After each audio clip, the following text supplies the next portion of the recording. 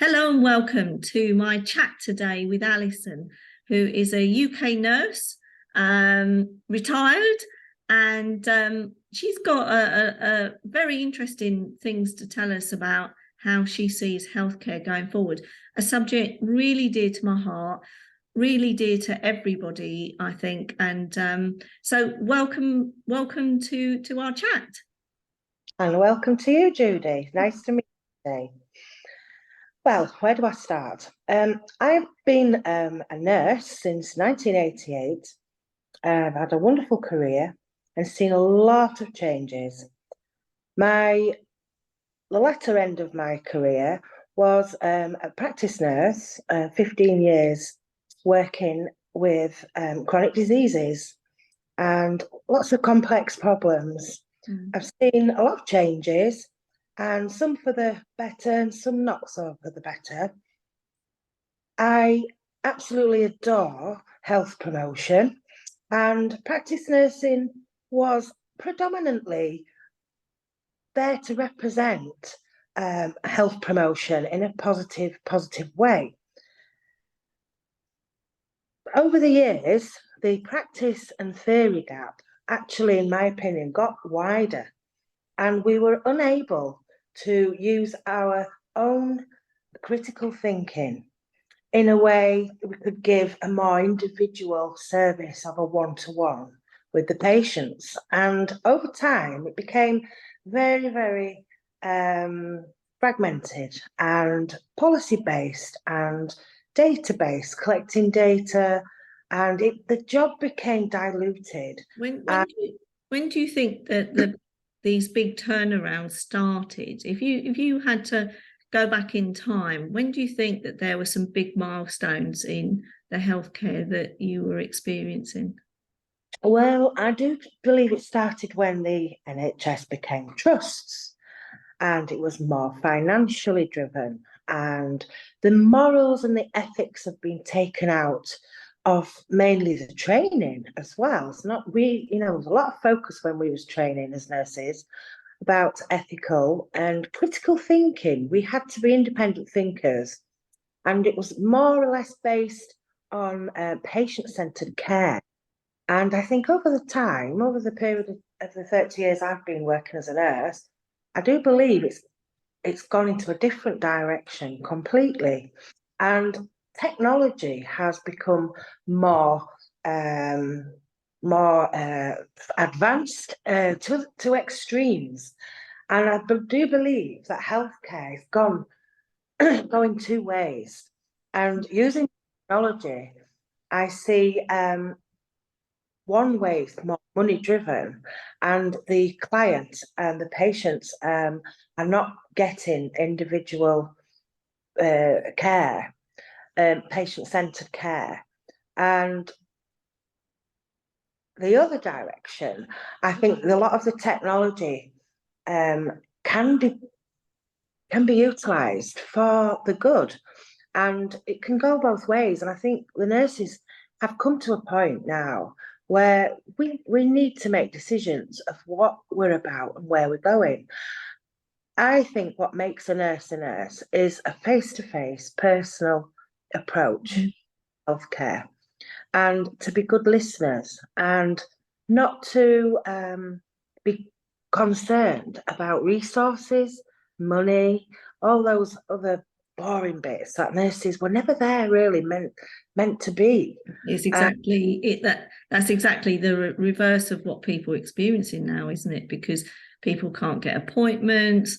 There's a lot of frosty receptions. I remember in when I lived down south, there, you could go to see your GP and they'd say, well, what do you want me to do about it? You just think, well, what's that all about? And it started to feel from my limited experiences, because I've never gone to see nurses or doctors that much in my life. It started to feel as though everything that you're saying is true. That a lot of the care in nursing, a lot of the care in terms of the right thing for each patient seemed as though it's going by the wayside. the whole healthcare system has been hijacked.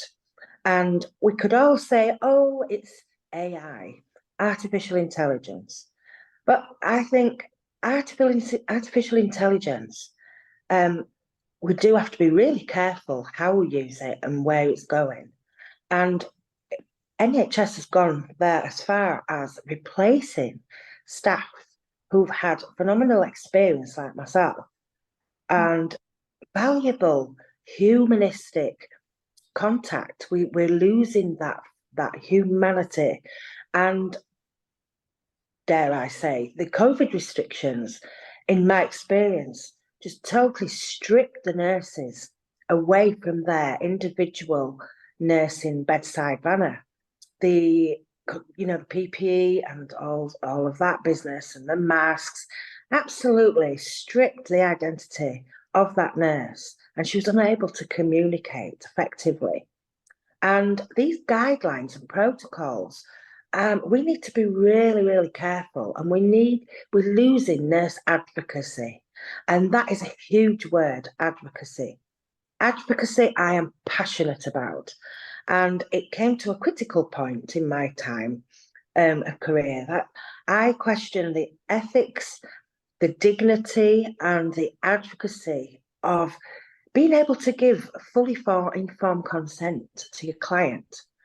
And it's been such a journey for me that health, we should be there, and we should be accessible, approachable, and be able to client be able to talk to us and be open and speak the truth about what's going off with them, what they're thinking, what their emotions are, the physical, psychological. But I think the biggest shift is the spiritual side of clients and patients has been completely dismissed and challenged.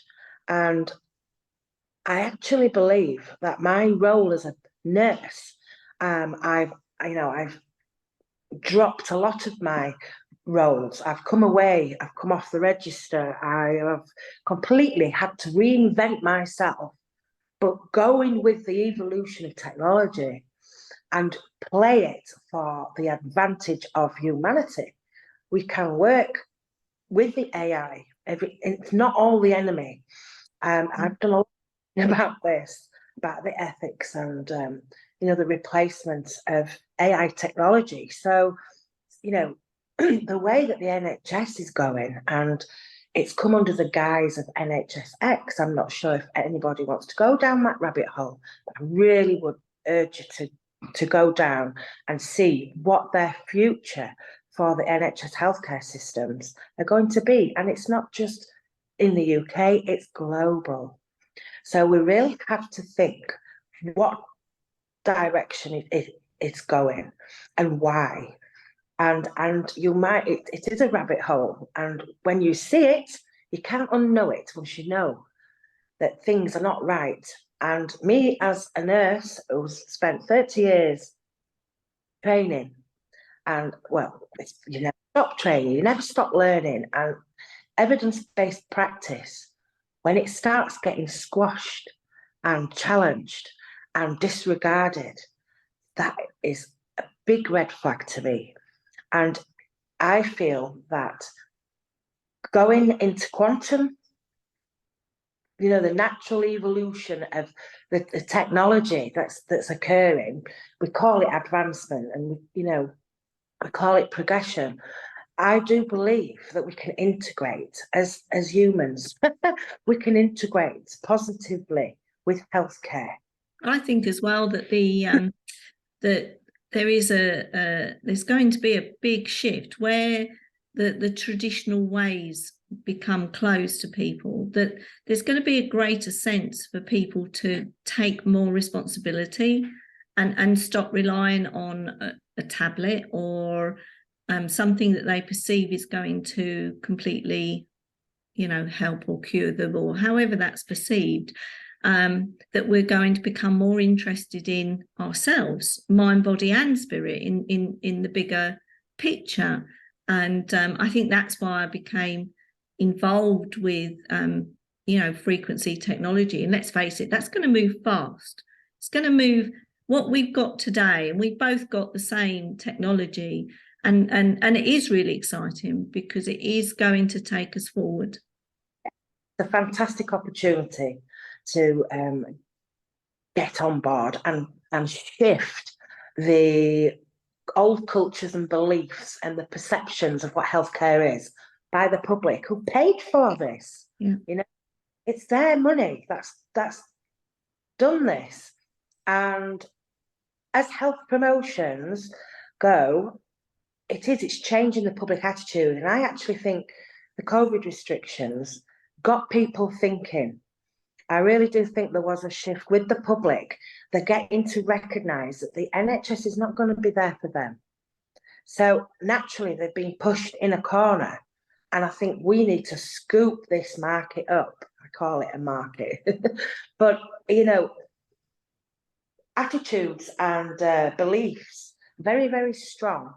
But until it slaps somebody in the face, nobody takes responsibility for anything because they've not had to. But I think now we've come to a point now where we need to use this quantum frequency healing. It's phenomenal, and it still requires the human at the end of it to do and put it into play and into action.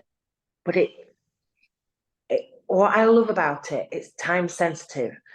It gives that client what's going on there and now. And it gives the opportunity to correct potential issues that's coming on further down the line. And it helps that client with the health journal, their own personal journey. And it's a monetary mechanism. I love the genius. We've not mentioned the word yet, but I know it's times, Judy. And I feel privileged to have had the opportunity to go down into the technology of frequency healing. And it's changed completely around. I've been used to the medical model. Start at the head, you work down the systems, but completely alters the whole aspect of an assessment of an individual, of looking at their body, mind, and spirit, and looking at the meridians, looking at their chemical neurotransmitters, their vitamin status, their moods, and vitamins, nutrition, body systems. And you can actually, when you navigate with the genius, bringing back all my chronic disease management experience, I'm so excited because I'm picking up on it's all coming together. And it's focused on one problem and sorting it and not connecting it with anything else. The genius brings it all together, and it's thoroughly amazing. And the good thing about all of this is that it's looking at the whole person, and it's looking at it really is connecting the dots. And one of the failures of the NHS, not the people within it, but the structure of it, has been time. Because it takes time to connect the dots. How many times do we hear of someone that's gone in who's got 3 issues, and the doctor says, well, I've only got time to talk about one thing, but actually the body's all connected. So the underlying problem could be the third issue, couldn't it? That actually is triggering something, but the time isn't allowed, is it? That system was designed to correlate more data, more investigations, more ticking boxes, more money. It's a money model. It's been completely destroyed, the whole thing. And patient's journey, totally defragmented, different departments for this, that, and the other. And nobody coming together as a coach, coordinator, health coordinator, the consultant. They're fragmented. They're only specialised in the stomach or the heart, or what sort of a system is so primal? It's backward, and I just see it now. And as a practice nurse, I was that nurse who had to sit there and bring all these systems together when I had the patient in front of me, and I could see all the connections, which I think that's probably why I love the Genius so much, because I've had to be critical thinking to get to the core issues, the core problems of that client or patient, whatever is needed. But their perceptions is far more important when they take value in why they are having this issue and this sleep problem and this appetite problem, the metabolism, menopause, sleep problems, all of this. But the Genius will puts that together, and their beliefs, their perceptions change because we're giving them the tools to actually put things right. And it's not their fault, but they complete control over their lives, and putting them in the driving seat is absolutely critical with the guidance of us guides. Absolutely. That's what I see. Yeah. I interviewed Claire yesterday. We sort of touched on the Genius biofeedback, so that's in a previous video. Try not to make anything too heavy or too overwhelming or too much like a corporate presentation, because it really isn't at all. It's just that as coaches and practitioners, this is where it's going. It's going in this direction, and in terms of this technology, people can actually take it into their own hands and have it in their own house. So there's lots of good things coming, and it's only the start. I really feel we're on the cutting edge of change for the better, and the whole healthcare, in my view, healthcare of the future will be using a mixture of mediums, whether it's technologies, it could be some pharmaceuticals, it could be homeopathy, acupuncture, whatever works is what's right, and each person, as we know, is going to respond completely differently. They will always need a nurse to put that bandage on and to remove the plaster. Well, thanks very much. It's been such a lovely chat this morning, and if you would like to come back on, because there's lots of other things, lots of expertise that you've got that you could share, things to look out for, things to I know we've been talking about ears and COPD and diabetes, huge specialisms that you have. And it would be good to share that information. And the core root of the cause, that's the key. Exactly. Why is that leg ulcer taken 5 years to heal? Yeah. Now, because the Genius is going to let us guide us. Excited. It is, and it is a fabulous guide, a fabulous tool, and when you build that in with all other things, I firmly believe that it's not one thing fixes all. I think it becomes a huge number of things, whether it's starting to understand your own body, whether it's understanding like your own diet and the impact of these things. And and it's exciting. We've got huge opportunity here to make change, and make changes for ourselves and make changes for everyone around us. So, but thank you very much. And Quantum Nurse. Quantum Nurse. Absolutely. That's yourself and come back better in a nice, positive way. Don't like to use those words, do we, Judy? But yeah. Okay. We can do this. Thank you. Fabulous. And we'll speak again soon. Yes. Okay. Thank you. Bye. Bye.